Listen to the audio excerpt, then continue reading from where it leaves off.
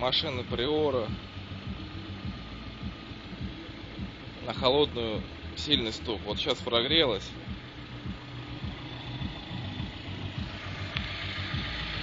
Блок расточенный.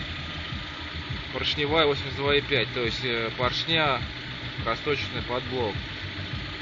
Пробег даже 1000 нет. Звук такой интересный. Сейчас вот нормально, звука нету. То есть мотор нормально, адекватно работает. Но на холодную звуки такие.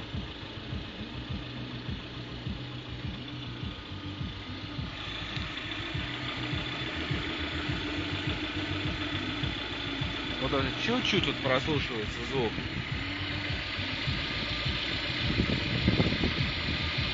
Если слышно.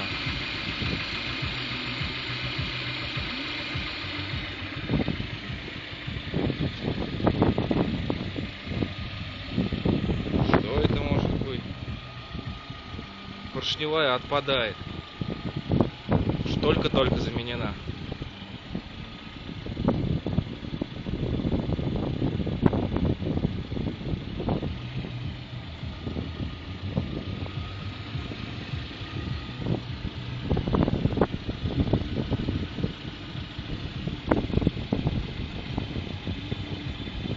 Вот звук, то появляется, то пропадает.